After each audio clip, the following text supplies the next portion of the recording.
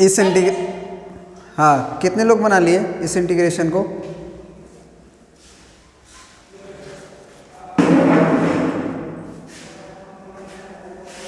ऋषभ कुमार,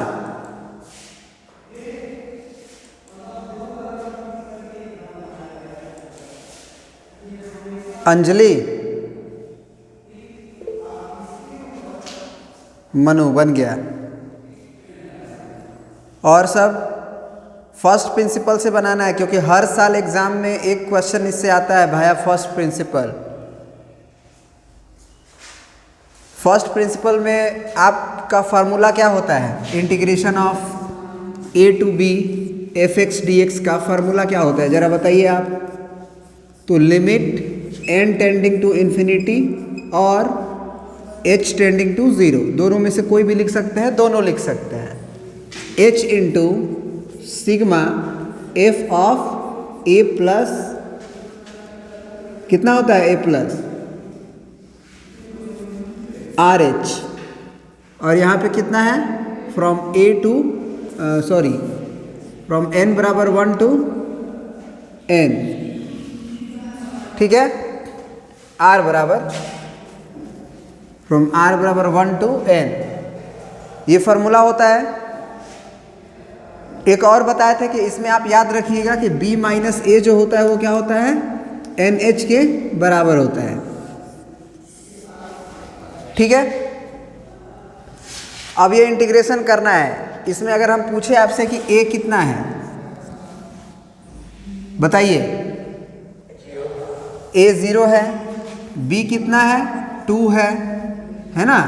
तो अगर हम आपसे पूछे कि b माइनस a कितना होगा, तो वो होगा 2 माइनस 0, यानी कि यही जो है वो NH के बराबर है। दूसरी चीज कि यहाँ पे f ऑफ x क्या है? e to the power x। तो x को हम क्या चीज़ से रिप्लेस करते हैं जी? यहाँ से देखिए a प्लस आर एच से। तो अब जो है अगर हम पूछे कि f of a plus R H कितना होगा, तो वो होगा e का पावर x के जगह पे आपने रिप्लेस किया a प्लस आर एच, तो x की जगह पे a plus R H. a क्या है? 0, a क्या है? 0, तो e का पावर आर एच होगा। तो अब ये जो इंटीग्रेशन है 0 टू 2e का पावर x dx, वो बन जाएगा क्या?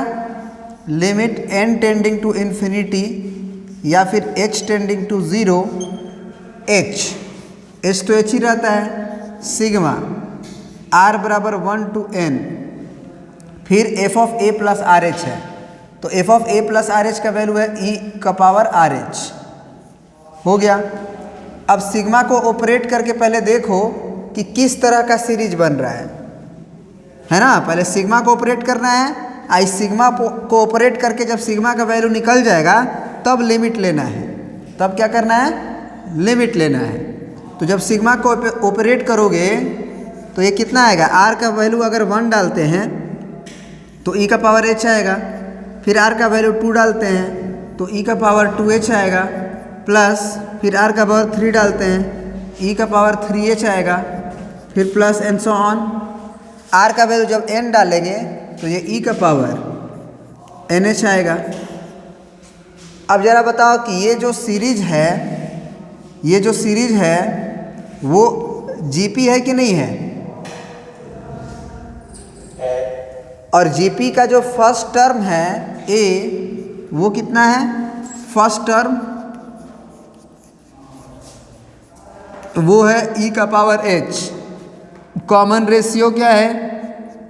r का वैल्यू जो होता है वो भी e का पावर h ही है, क्योंकि e का पावर 2h को अगर e का पावर h से डिवाइड करेंगे तो e का पावर h ही आएगा। तो ये कितने टर्म्स हैं?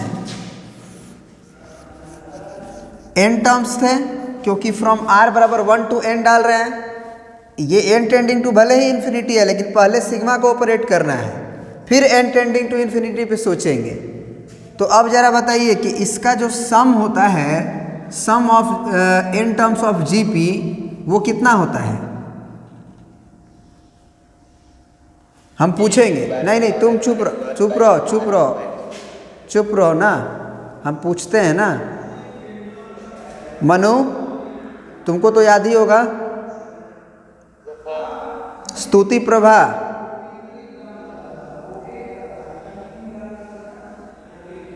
स्तुति प्रभा, स्तुति प्रभा,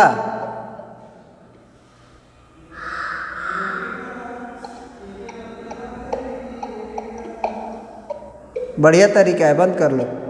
अरे हम समझ गए, नहीं पता है तुमको। अरे ठीक है, बंद करो ना, माइक बंद करो, हमको पता चल गया। सुजाता पांडे,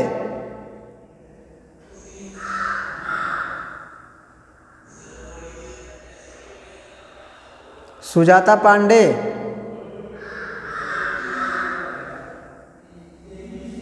सुजाता पांडे 2394,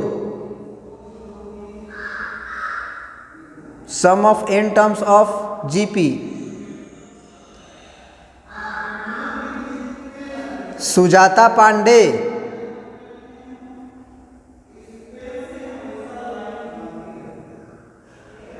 बोल क्यों नहीं रही है?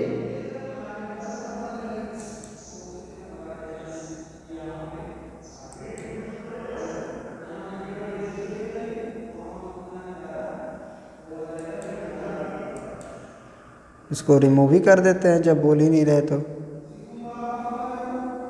अरे माइक ऑन करके बोलो ना, अपना माइक म्यूट करके बोल रही हो।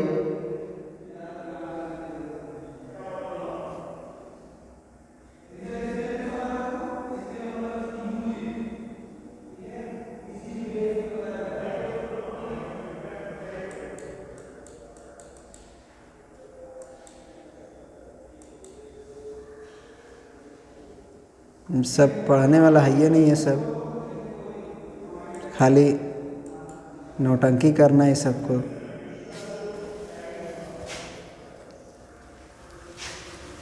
सम of n terms of GP क्या होता है जी?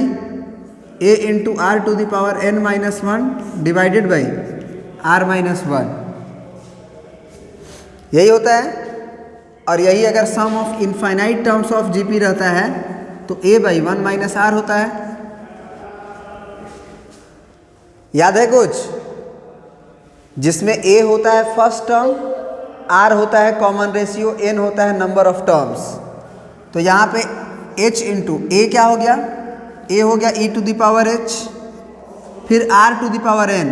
तो कॉमन रेशियो कैसे निकाला जाता है? बाद वाले टर्म से पहले वाले टर्म्स को डिवाइड किया जाता है, तो वो निकाले हुए है, e का पावर h है ना। तो e का पावर h उसका पावर n है minus one divided by r minus one, तो e का पावर h माइनस वन है ना।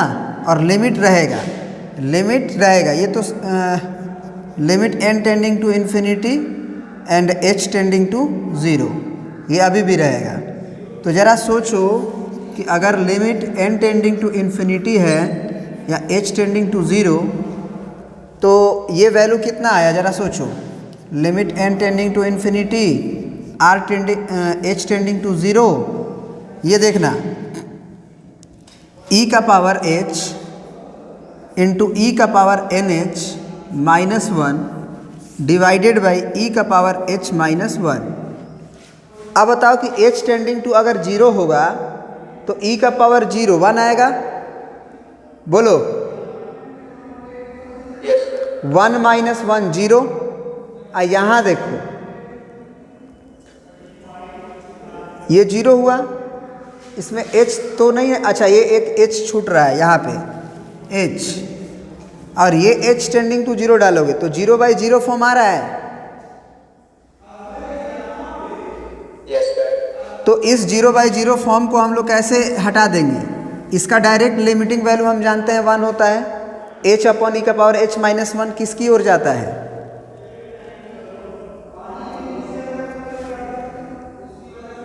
वन के तरफ जाता है। अरे भाई लिमिट का फार्मूला ये नहीं पढ़े हो? Limit h tending to zero e का power h minus one by h is equal to one. इसका उल्टा भी रहता है तो वही फार्मूला होता है, आपको बताया गया है। समझ रहे बात को? तो ये डायरेक्ट वन होगा, फिर और में देखते हैं कि ये तो प्रोडक्ट में भी होना चाहिए बाकी फंक्शन के रेस्पेक्ट में, तो ये दोनों क्वांटिटी प्रोडक्ट में था। फिर h टेंडिंग टू 0 डालेंगे तो e का पावर 0 1 हो जाएगा, ये कोई इनडिटर्मिनेट फॉर्म जनरेट नहीं करेगा। NH का वैल्यू हम लोग निकाल चुके हैं, यहाँ से NH का वैल्यू कितना है, NH का वैल्यू 2 है, तो यहाँ से हम NH का वैल्यू डाल सकते हैं। तो 1 इंटू 1 इंटू ई का पावर 2 माइनस 1, और एक जो है बस हो गया। तो आंसर क्या हो गया इसका, ई स्क्वायर माइनस 1। आप फर्स्ट प्रिंसिपल से नहीं बल्कि नॉर्मल आप इसका इंटीग्रेशन करके देखें कि आंसर मैच कर रहा है कि नहीं। तो बिल्कुल कर रहा है, क्योंकि e का पावर x का इंटीग्रेशन e का पावर x होता है, और 0 से 2 पुट करना है, तो पहले x के जगह पे 2 फिर माइनस e का पावर 0, तो ई स्क्वायर माइनस 1 आ रहा है कि नहीं आ रहा है, बोलिए। तो आप देखिए जीपी का सम का फार्मूला जितने भी 11th क्लास में पढ़े हैं वो सब जीपी हो गया, लिमिट हो गया, यही सब अब करना है। और ये जान लीजिए कि 5-6 मार्क्स का क्वेश्चन इस प्रॉपर्टी पे बेस्ड आता ही आता है, ये कंफर्म है, ठीक ना। तो इससे आप भागने का कोशिश कीजिएगा तो काम आपका बनने वाला नहीं है। चलिए एक और क्वेश्चन करिए।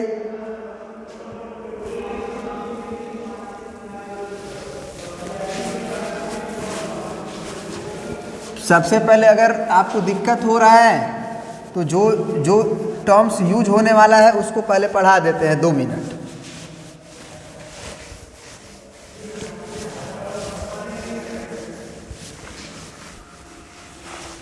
अभी फर्स्ट प्रिंसिपल से बनाने में क्या क्या यूज होगा वो देख लो।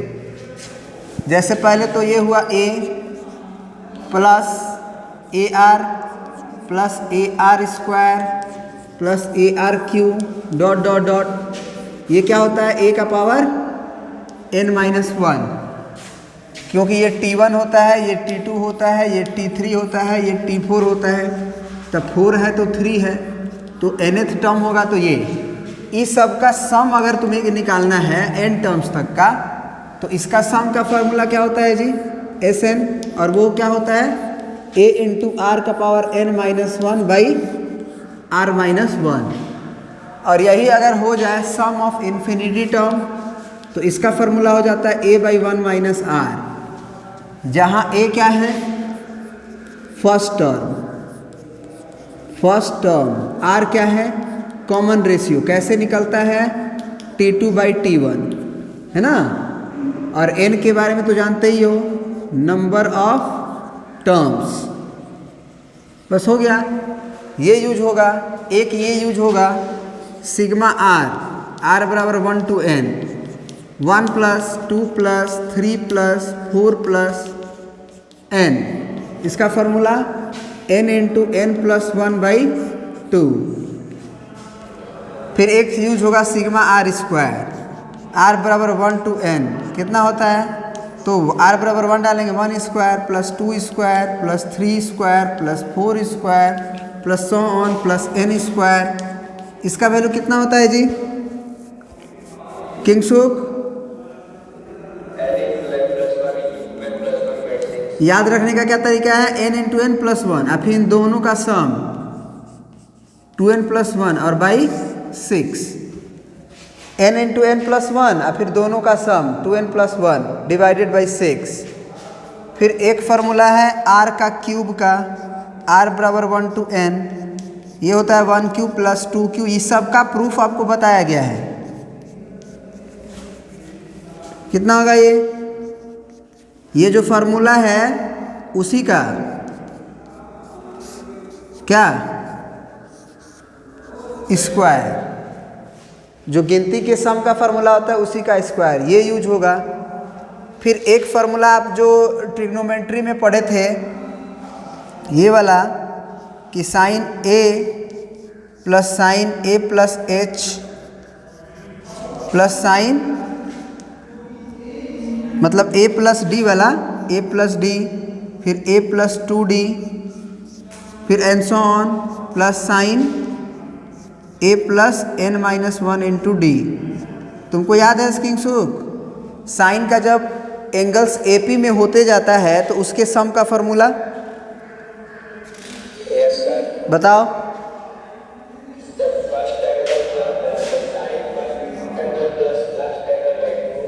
कितना?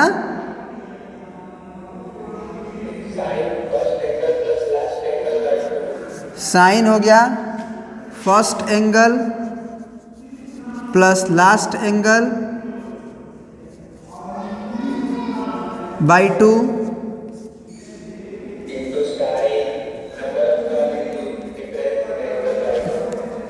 एक काम करो, पहले इसको प्रिंट करो, जगह कम पड़ रहा है लिखने में, ठीक है ना।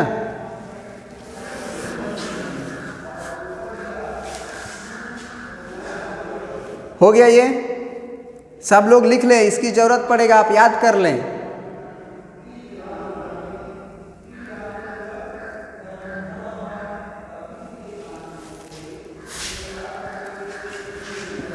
मिटा सकते हैं?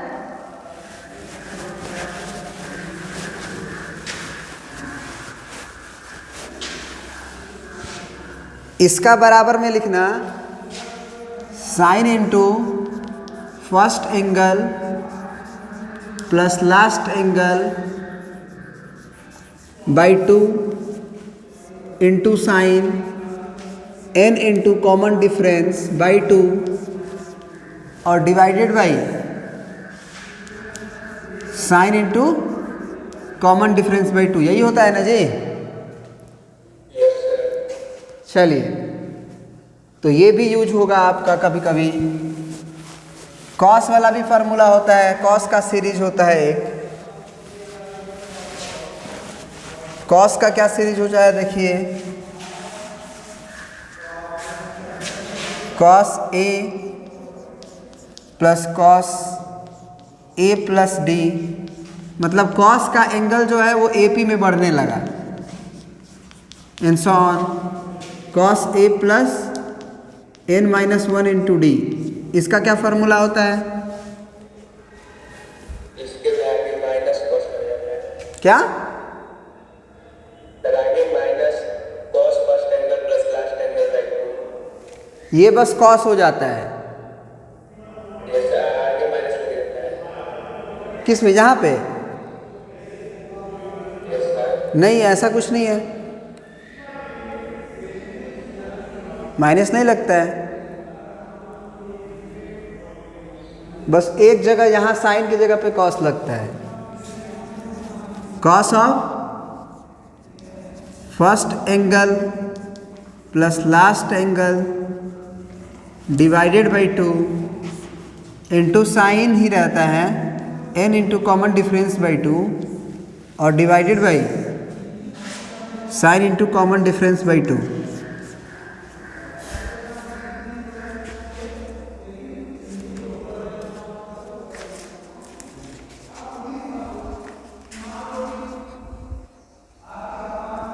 माइनस नहीं लगता है, सही है, हमको याद है, हमको याद था, लेकिन तुम माइनस बोल रहे थे इसीलिए हमने देखना कोशिश किया। यही होता है, बस यहाँ पे साइन के जगह पे कॉस होता है, बाकी इस दोनों साइन ही रहते हैं। N into common difference by 2 और यहाँ simple sine common difference by 2 होता है। ये सब यूज होगा।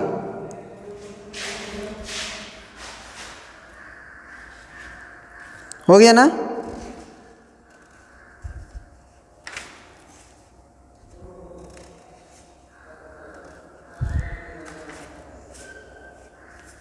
अब देखो सीबीएसई में आया हुआ क्वेश्चंस कुछ कर लो। अभी इसका उल्टा भी क्वेश्चन होता है, वो भी देखेंगे हम लोग। जैसे कोई डायरेक्ट इंटीग्रेशन दे देगा और इंटीग्रेशन आपसे बनेगा नहीं, तो उसको लिमिट एज अ सम पे बनाना पड़ेगा, उसको एक्सटेंड करके।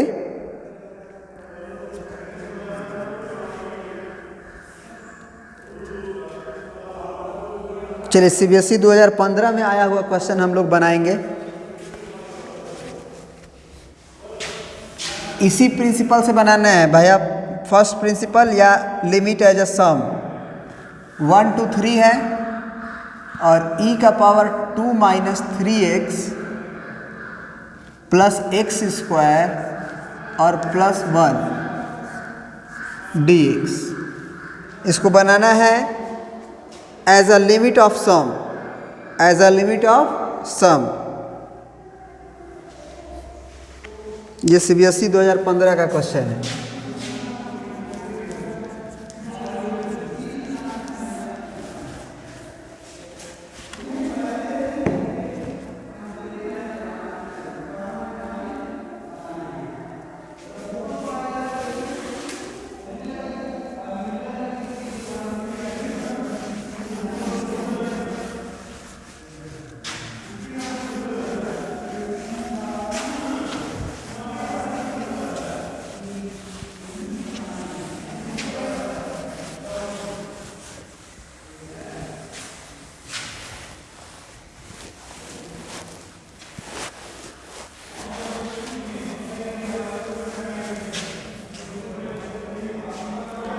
चलिए ट्राई कीजिए, तब तक आपको 2 मिनट का समय देते हैं हम।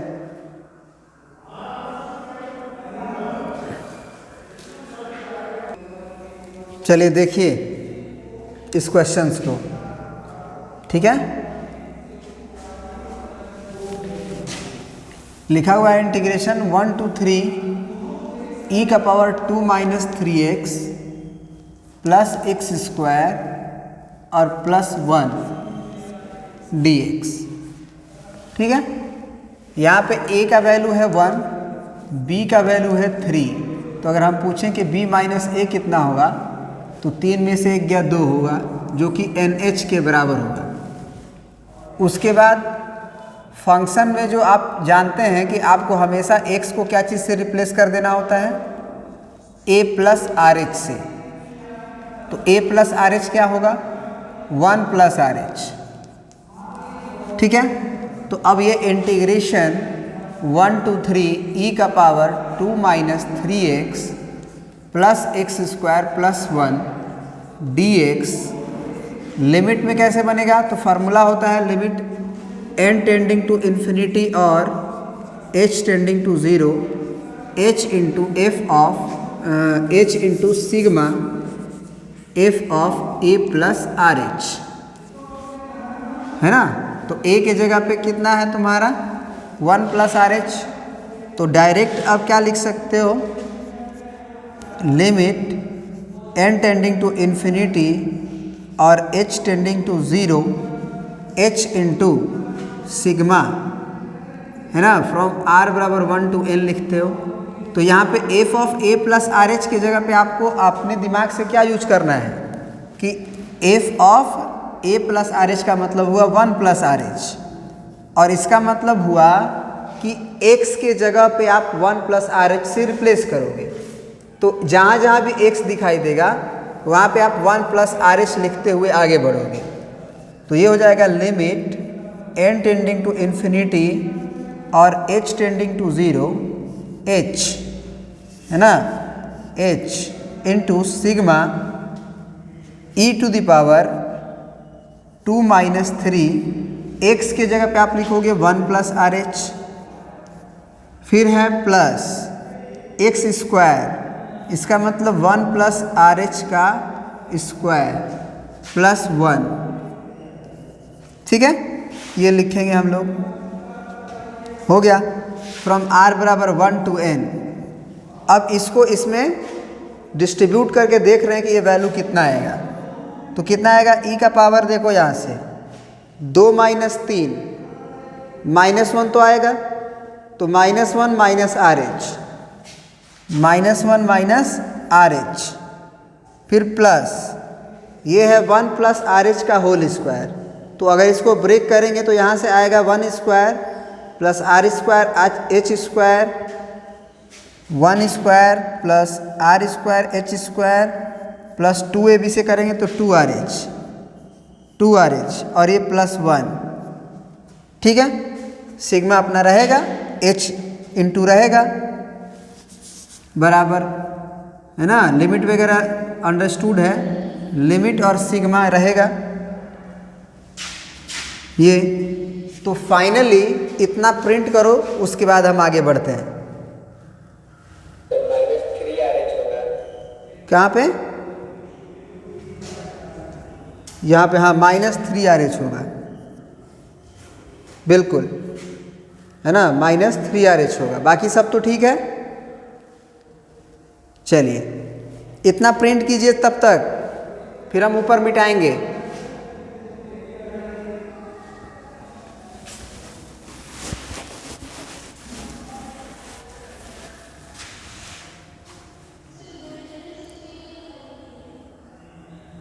अंशु हो गया प्रिंट?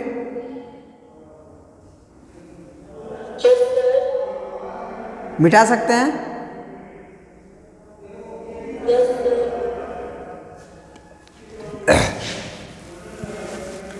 बस ये याद रखिएगा कि b माइनस ए का वैल्यू NH के बराबर होता है। अब जो है क्या हो जाएगा, ये limit n tending to infinity और h tending to 0, h into sigma e का power -1 minus RH plus R square H square plus 2RH plus 2। सही है जी? बोलिए। फ्रॉम R बराबर 1 to n। अब जो है हम सब में सिग्मा को ब्रेक करेंगे, सब में सिग्मा को ब्रेक कर देंगे।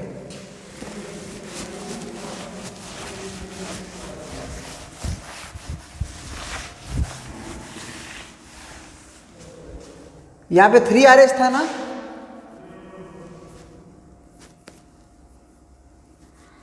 यहाँ पे 3RH था ना। Yes sir. चलिए तो अब जब हम h इंटू सिग्मा को ब्रेक करेंगे तो लिमिट तो रहेगा, limit n tending to infinity और h टेंडिंग टू 0। अब ये हो जाएगा h इंटू सिग्मा e का power -1 minus 3RH plus h into, फिर कितना हो जाएगा जी, h का क्यूब हो जाएगा ना। Yes sir. तो R स्क्वायर h का क्यूब कर लो और इंटू R स्क्वायर का सिग्मा, क्योंकि h R के रेस्पेक्ट में h क्या है, कांस्टेंट है ना। h यहाँ का वेरिएबल है, लिमिट का वेरिएबल है, सिग्मा का वेरिएबल R है, h कांस्टेंट है, तो h क्यूब बाहर हो गया और सिग्मा R स्क्वायर प्लस फिर h स्क्वायर 2h स्क्वायर बाहर, सिग्मा R फिर प्लस सिग्मा 2। सही है जी? R बराबर 1 to n, R बराबर 1 to n, R बराबर 1 to n, R बराबर 1 to n। सब में हमने सिग्मा ब्रेक कर दिया। अब पहले सिग्मा का वैल्यू निकालेंगे, उसके बाद फिर लिमिटिंग वैल्यू निकालेंगे। तो ज़रा आप हमें बताएं कि इसको जब ऑपरेट करेंगे, इसको केवल इस पार्टिकुलर चीज़ को, तो ये कितना बनेगा। लिमिट तो रहेगा ही n टेंडिंग टू इन्फिनिटी और h टेंडिंग टू 0। ये कितना होगा, h इंटू ये सिग्मा से ऑपरेट होगा तो कितना होगा जी, तो e का power -1 minus 3h plus e का पावर -1 माइनस r के जगह पे 2 पड़ेगा। अच्छा एक बात बताइए, क्या हम लोग यहाँ पे e का पावर, इसको e का पावर -1 इंटू e का पावर -3RH लिख सकते हैं क्या? Yes sir. तो वो कॉमन हो जाएगा, वो हम कर लेते हैं, है ना, वो कॉमन हो जाएगा, वो हम कर लेते हैं। इसको अगर हम 3 का ऐसे लिख दें, h इंटू ई का पावर -1 इंटू ई का पावर -3RH, तो ये ठीक है, कोई दिक्कत नहीं है, सही है ना, यस सर। कोई दिक्कत नहीं है। ये कॉमन कर लेंगे हम लोग, हमारे लिए इजी हो जाएगा। ठीक है, और प्लस ये एच क्यू हुआ, इसको सिग्मा आर स्क्वायर का वैल्यू आर बराबर 1 से लेके एन तक डायरेक्ट फार्मूला पता है, n into n plus 1 into 2n plus 1 by 6 plus 2h square बाहर, सिग्मा आर का value n into n plus 1 by 2 plus sigma 2 का वैल्यू 2n, क्योंकि 1 से लेके n तक शुरू हो रहा है तो 2 कै बार जोड़ना है, n बार, तो 2n। कोई दिक्कत? बोलिए। अब अगला स्टेप फिर से limit n tending to infinity h tending to 0। यहाँ से हम h बाई ई बाहर कर लेते हैं क्योंकि वो कांस्टेंट है। अब इसमें जब सिग्मा ऑपरेट करेंगे तो ये h इंटू कितना होगा, सॉरी h तो बाहर किए ही हुए है, इस h को रहने दीजिए, कितना हो जाएगा जी बताइए, e का पावर -3h प्लस e का पावर, बोलिए, -6h प्लस e का power plus so on e का पावर -3nh होगा ना, प्लस अब देखिए ध्यान से, ये h क्यूब है ना, 3 ठो h इंटू में है, इसका मतलब बोलिए, तीनों h को अंदर भेजेंगे और यही तीनों h को हम अंदर भेजेंगे, एक ठो h को इसमें, एगो h को इसमें, एगो h इसमें, क्योंकि बाद में फिर h कॉमन जब लेंगे तो h क्यूब आ ही जाएगा। तो ये हो जाएगा NH, फिर NH प्लस H, फिर प्लस 2NH प्लस H, ठीक है, और डिवाइडेड बाई 6, फिर ये h स्क्वायर है ना, एक एक h इसमें डाल देंगे तो ये कितना हो जाएगा, plus 2NH into 2NH plus H और डिवाइडेड बाई 2 और प्लस 2n। अच्छा एक गलती किए हुए हैं, ये जो h था वो 2 में भी तो जाएगा ना, बोलो, तो ये 2NH हो जाएगा। अब जरा देखो यहाँ पे, ये जो था यहाँ से लेके यहाँ तक का जो सम था, ये केवल ये वाला जो h है केवल इसी में है, क्या ये अगेन GP है?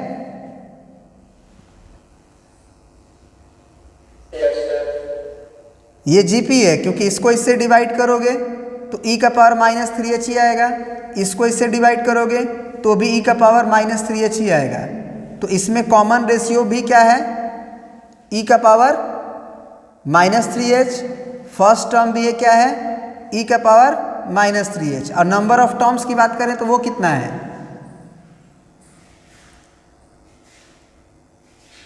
वो यहां से देख लो ना, r बराबर 1 से लेके n तक किए थे, तो n टर्म्स हैं, तो इसका सम का फॉर्मूला क्या होगा, h बाई ई, सम का फॉर्मूला हम लोग लिखे थे a इंटू आर का पावर n-1 बाई r-1। तो यहाँ पे a क्या है, a क्या है बताओ, 1 है कि e का पावर -3h है, a का पावर -3h इंटू r क्या है, वो भी e का पावर -3h ही है, उसका होल, उस पे पावर n देते हैं ना, e का पावर n करते हैं ना ऐसे, r का पावर n, फिर -1, फिर डिवाइडेड बाई r-1, तो r है e का पावर 3h -1, कहानी खत्म। प्लस इसमें देखो लिमिट का वैल्यू डालते जाओ, तो NH का वैल्यू कितना आया था याद करो, b माइनस a का वैल्यू था 2, और यही होता है NH, क्योंकि b माइनस a NH होता है, तो NH जहाँ जहाँ नज़र आ रहा है वहाँ वहाँ 2 डाल दो, तो ये हो जाएगा 2 into 2 plus h into 2 into 2 और plus h divided by 6, plus 2 into n h का वैल्यू 2, फिर 2 इंटू फिर एन एच का value 2 plus h divided by 2, फिर प्लस 2 इंटू एन एच का वैल्यू 2। सही है जी अंशु, यहाँ तक समझ में आ रहा है? Yes, sir. अब ये 2 3 जा 6 हो गया, ये से 2 कैंसिल हो गया। अब इतना प्रिंट करो क्योंकि फिर हम ऊपर मिटाने वाले हैं। कुछ लोगों को लगता है कि ये कहाँ से एग्जाम में पूछेगा, इतना हार्ड क्वेश्चन पूछता है, जबकि सीबीएसई 2015 में पूछा है। और भी दिखाएंगे तुमको सीबीएसई में इसी तरह का क्वेश्चन पूछता है। तो ये सब आसान क्वेश्चन होता है, हार्ड क्वेश्चन नहीं होता है। अब तुमको इसको मिटा सकते हैं ना, आगे मिटा सकते हैं। Yes, sir. किसी को आपत्ति हो बोल दे कि सर रुक जाइए, नहीं तो हम मिटा ही देंगे।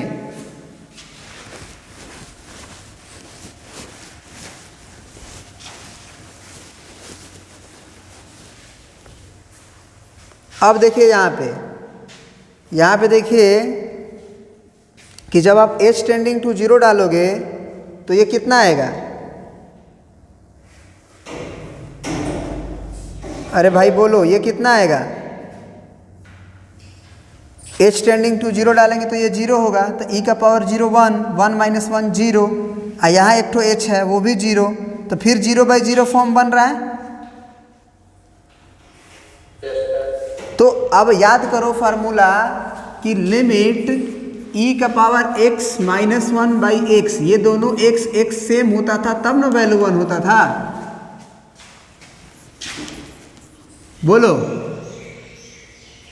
तो यहाँ पे यहाँ पे इसका कोई मतलब ही नहीं है, क्योंकि ये डायरेक्ट h टेंडिंग टू 0 डालोगे तो ये 0 होगा, e का पावर 0 1 हो जाएगा, इससे कोई मतलब ही नहीं है। हाँ, यहाँ पे और यहाँ पे ध्यान दो, यहाँ पे e का पावर -3h है, तो तुमको यहाँ -3h चाहिए, तो क्या 1/-3 से डिवाइड भी करना पड़ेगा?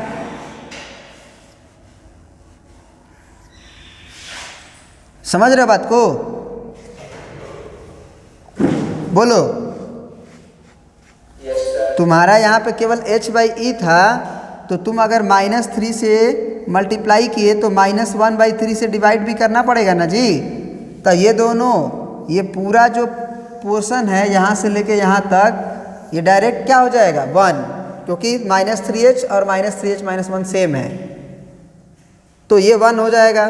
तो आंसर हो जाएगा कितना? -1/3e इंटू 1 फिर इंटू 1, क्योंकि ये e का पावर 0 भी ये 1 ही होगा।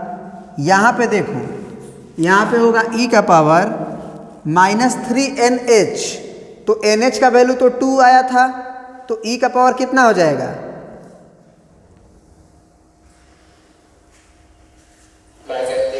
-6 और फिर -1, ये हो गया बस, क्योंकि ये तो 1 हो चुका है, ये e लिख ही चुके हैं। और उधर का कहानी देखो, h टेंडिंग टू 0 डालोगे तो कोई इनडिटर्मिनेट फॉर्म है, डायरेक्ट कितना होता जाएगा? प्लस में 2 इंटू ये 2 इंटू ये 4 और डिवाइडेड बाई 3 प्लस फिर 2 इंटू 4, क्योंकि ये 2 और ये 4, ये h टेंडिंग टू 0 पे तो 0 हो जाएगा, तो 4 + 0 4 के बराबर, प्लस 2 2 जा 4, तो आंसर कितना आ गया जी? बोलो।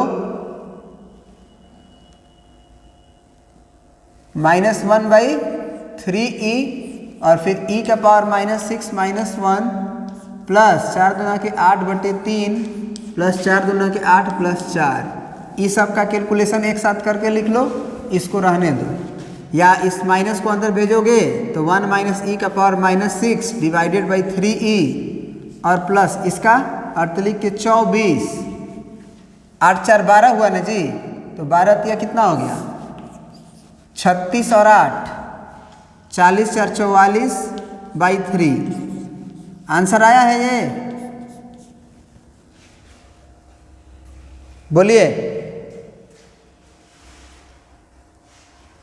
Yes, sir.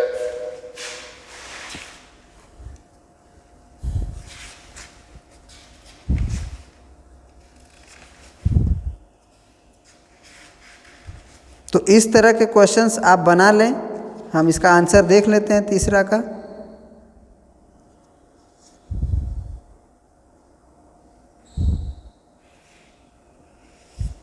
थर्टी 32/3 आया है, गलती हुआ क्या कहीं? ये 44 आएगा।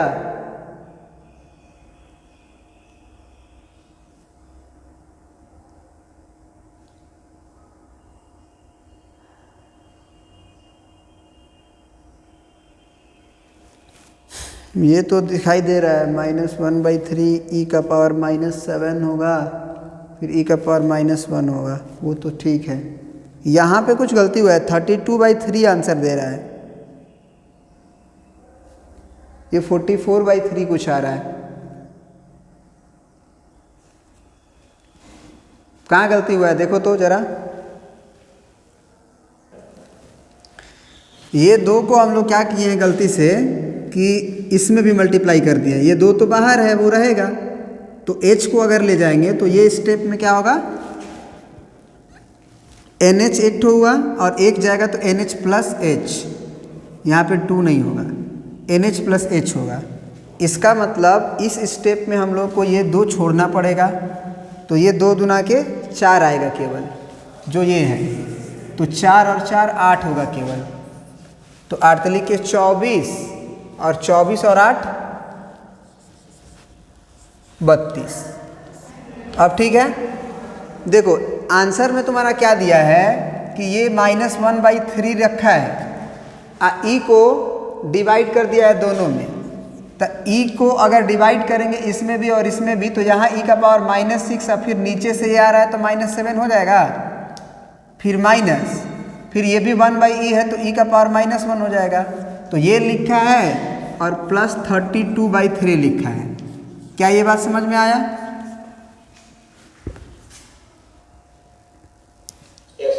ठीक है, तो ये फाइनल आंसर था आपका। तो अब इस तरह का क्वेश्चंस तो आप कर लोगे। अब अपने क्वेश्चंस को क्या करना, बनाना, ठीक है, और डाउट्स को अपना पूछोगे। दूसरी चीज़ कि एक और तरह का क्वेश्चन कैसे आता है, पहले इसको समझ लो हम क्या बोलना चाह रहे हैं। कभी कभी देखो इंटीग्रेशन से अगर ऑब्जेक्टिव क्वेश्चन भी दे तुमको और पूछे कि इसका मतलब जो अभी इस तरह का क्वेश्चन था, इंटीग्रेशन x² 2 से 4 क्या होगा, और आपको ऑब्जेक्टिव क्वेश्चन दे, तो क्या आप इसे फर्स्ट प्रिंसिपल से बनाओगे या फिर ऐसे बना के आंसर जो आएगा उससे मिलाओगे?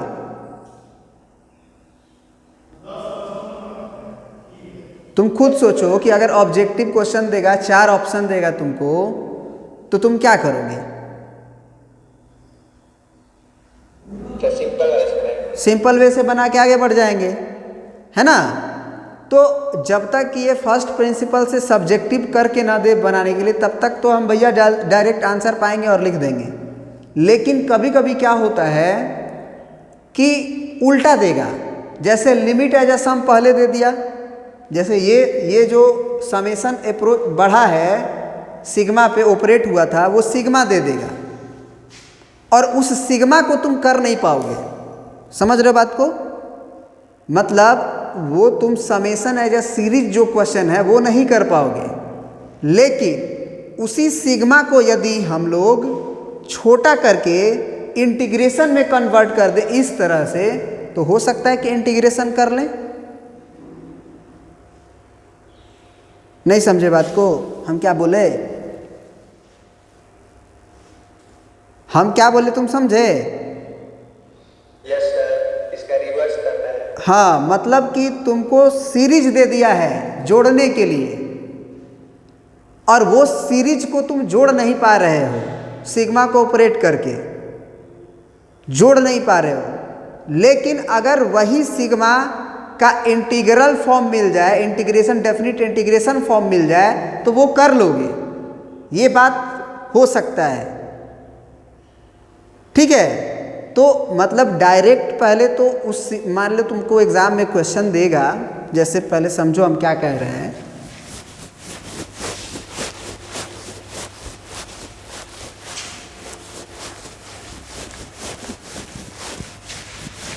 जैसे मान लो हम तुमको एक क्वेश्चन ही देते हैं,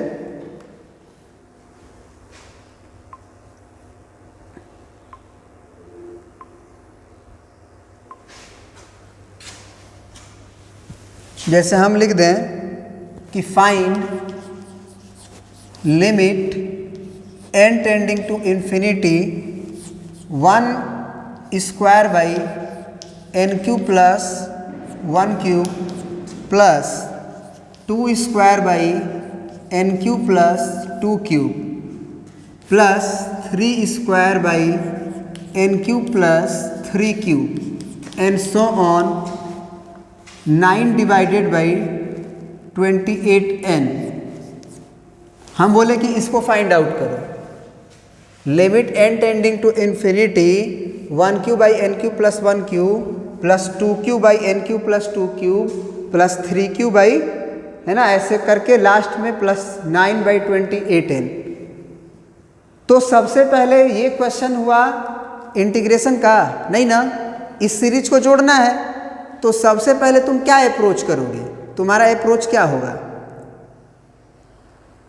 कि पहले इसका जनरल टर्म निकालें और उसके बाद अगर हम इस तरह से आ रहा है सिग्मा आर तो इसको भी जानते हैं, इस तरह से आ रहा है तो भी जानते हैं, है ना, सिग्मा आर स्क्वायर टाइप आ रहा है, मतलब ये 2 का पावर x आ रहा है तो भी हम जानते हैं कि ये जीपी बनता है।